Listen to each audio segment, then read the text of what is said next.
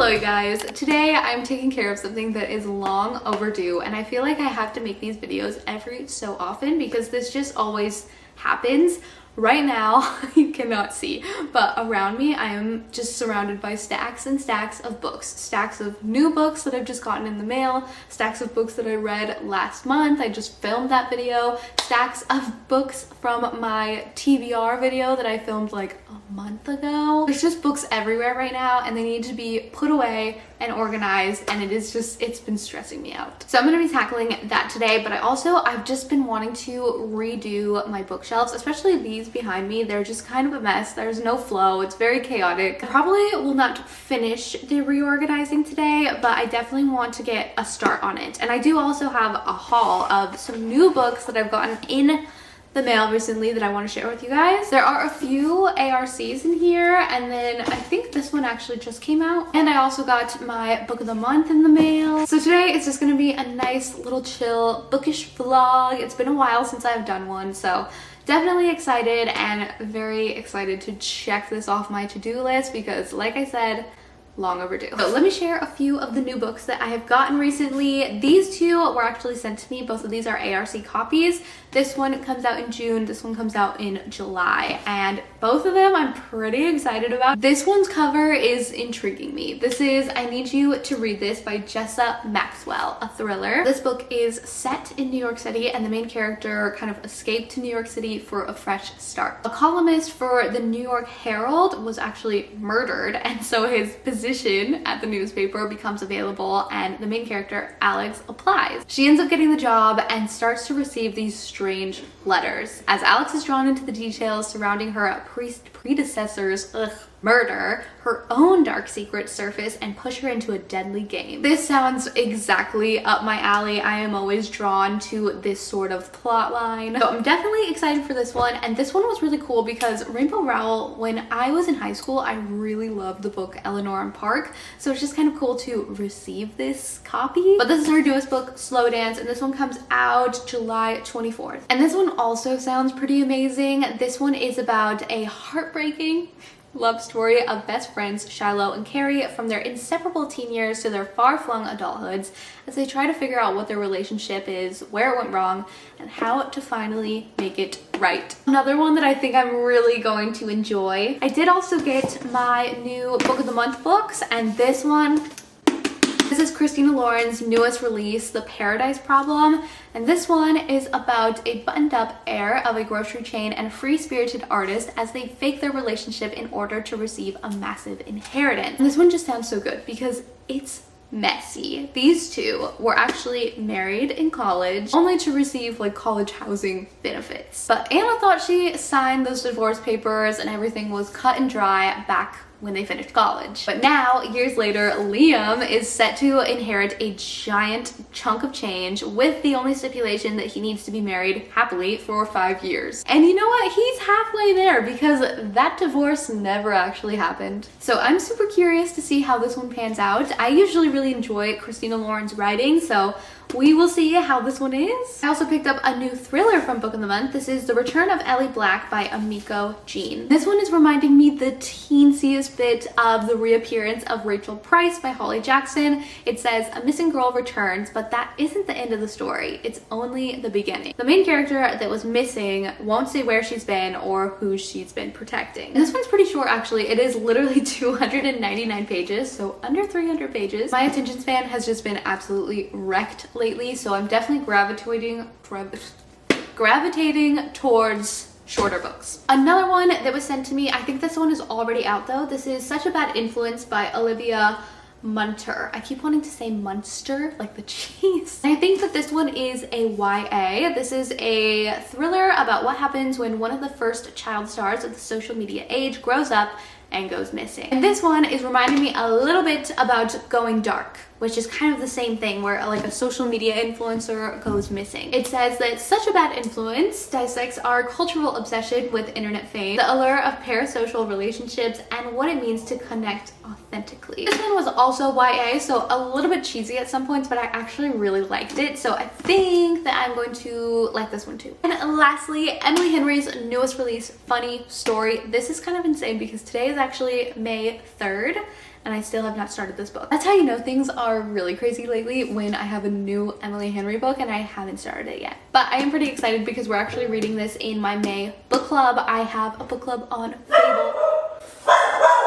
If you are not in my book club, you should definitely join. It's a very cute little place where we can chit chat and talk about books, and I'm excited to talk about this one. You can join us with the link in my description box, so check that out. But I can't wait. So that is my new book haul, and this is why I can never finish any of my like TBRs, because I just have a constant flow of new books all the time, and I'm just like, all of these sound so good. Like, how am I supposed to ever choose what to read? Okay, let's organize.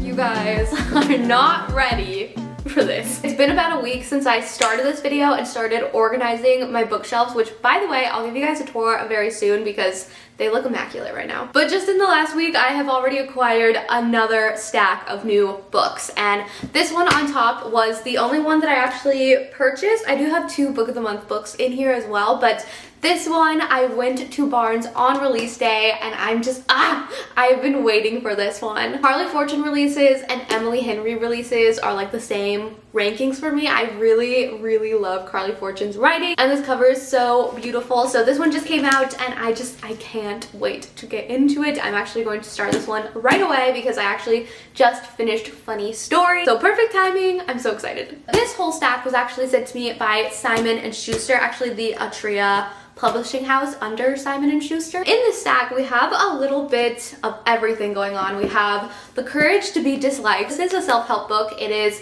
the Japanese phenomenon that shows you how to change your life and achieve real happiness. I don't read a ton of self-help, but I'm definitely interested in this one. So we'll see how it goes. And then a thriller. This one is already intriguing me just off the cover alone. And for some reason, this is a very heavy hardcover. This is John Connolly's The Instruments of Darkness. I also received this one by Frederick Backman. This is Britt Marie Was Here, and I hadn't seen this before, thought it was a new book, but I actually saw in the copyright that this book is from 2014, and then the paperback came out in 2017, so I don't know if this is just a re-release. I don't know, but apparently this was also a movie, so we'll check it out. I'm excited. This is another one I'm pretty stoked about because it sounds like my worst nightmare, and I can't wait to see how this one pans out. But this is Better Left Unsent by Leah Lewis. Main character Millie is a closed book, vowing to keep everything to herself, her feelings, her truths, even her dreams. But Millie does write emails, sarcastic replies to her rude boss, hard truths to her friends, and of course that 1,000-word love declaration to her ex,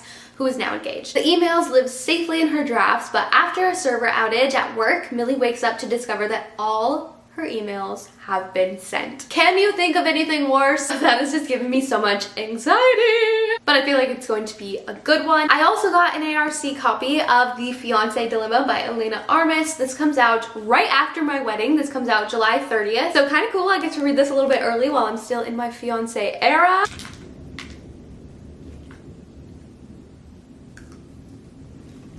It was scary outside. Also received The Breakaway by Jennifer Weiner, and this one's cool because it came with a bike bell. There's actually a little note in this one that says, cycling was a really big part of my life until I had kids, and a few years ago when the world shut down, I rediscovered my bike. Riding with my cycling club got me outside, breathing fresh air, and talking to people I didn't give birth to. The community and camaraderie that comes with riding inspired me to write my latest book, The Breakaway. This book definitely revolved a lot around cycling and being in like this biking club. It says that this book is about love, family, friendships, secrets, and the power of a trip to change your life. And I feel like Jennifer Weiner is really good about like encapsulating that summer vibe, so I'm eager to read this summer. And then the last two books I have are from Book of the Month. I had other books from Book of the Month earlier in this video in the first haul. This is from my personal Book of the Month subscription, and then those were sent to me by Book of the Month because I worked with them earlier in May. Two Book of the Month hauls, but this one, The Husband, I almost picked last month. I think it was part of like the Book of the Month picks for April. Anyways, did not end up picking it, but I was still interested in the whole plot line. It sounds crazy. Basically, this book is just about an endless supply of husbands that just are constantly coming down from the attic, and the main character gets to kind of reinvent or see a slightly altered life of hers reform around her. Realizing that her attic is creating an infinite supply of husbands, Lauren confronts the question: if swapping lives is as easy as changing a light bulb, how do you know you've taken the right path? When do you stop trying to do better and actually start living? And I've heard pretty good reviews about this one so far, so definitely excited. And then the last book, The Ministry of Time. And how cool is this cover? An ingeniously imagined, hilarious romp through time, space, and the human heart that announces an exhilarating new voice in contemporary fiction. This one sounds extremely interesting and just very different than what I normally gravitate towards, but I have been kind of bored with some of the books that I've been reading lately. I really need to expand what genres I'm reading a little bit more, so we'll try this out. Now the hard part, I need to figure out where to put these on my shelves because I have organized them so meticulously these last few days that there's really not a lot of room left over. I'm probably going to have to squeeze them in odd places. I'm gonna give you guys a bookshelf tour as I start putting these other books away. It is a little bit gloomy. I don't know if it's still raining. It has been gloomy for like 2 months and I am over it. I've forgotten what the sun looks like. Anyways, I am about to pull this right back off the shelf as soon as I put it away because I'm about to read it, but I just have to show you how satisfying it looks with all of its little friends. I ended up switching up most of my shelves except for this one just because I like how all of the pink books look together with the pink bookend and the little lamp. Next to the pink shelf is my little, it's kind of like a little rom-com shelf, but I have all my Lynn Painter books except for Happily Never After, that's downstairs. I have this special edition of The Do-Over Face Out because the little heart pages are just so cute. All my little Lynn Painter books are here, and then I have these. I have like Christina Lauren and Ali Hazelwood books in other places, but these are their only hardcover copies that I have of their books, so they look kind of cute here. And then Catherine Center. Below all of that, you kind of already saw this one, but I have my Amy Leah books here with a cute little bookish love story candle and my Gudetama. I am just seriously obsessed with how my Carly Fortune books look. These ones are a little bit more well-loved, a little bit beat up. I just think they are so pretty. I also have The Burnout here for no other reason than I just really like this cover. This shelf is also mostly rom-coms as well. I do have like The Lion's Den here, which is a thriller, a very cute like summery beach read sort of thriller. Most of these shelves were organized by color and I've just kind of been over that look, so I have most of these organized like by authors now, and I love how it looks. It feels a little bit more cozy. I really do not have a ton of space for these new three, so probably just gonna stack them up here for now. This shelf is a little bit more miscellaneous. There's no real rhyme or reason here. There are a lot of like white and cream books going on over here, and then it gets a little bit more colorful, but Honestly, this one's just a little bit random. It's just kind of whatever was left over. We have romance, literary fiction, some horror. This shelf is all thrillers, and again, I wanted to keep some of my favorite authors together. So I have Lisa Jewell, Alice Feeney, Riley Sager. In the bottom of my shelves, this is kind of where a lot of like my overflow goes. So there's some of the new books that I got. I also have Crescent City, a friend gave to me. Some of my Christmas books are under here. This is also a pretty like miscellaneous shelf. There's a lot of like thrillers in here. Also just some like literary fiction. This one though is all thrillers, I think except for Lucky Dogs. Moving on to my other shelving unit. This book stack here is a little bit random. Like some of these are on my summer TBR, like these bottom three. Others just didn't really have any other spots, so they ended up here. I also have my little highlighters for annotating. Actually not a ton of rhyme or reason on this shelving unit. I really just liked how the color of these books looked together, and I feel like a lot of them encapsulate a similar vibe. Like this is a lot of sad books.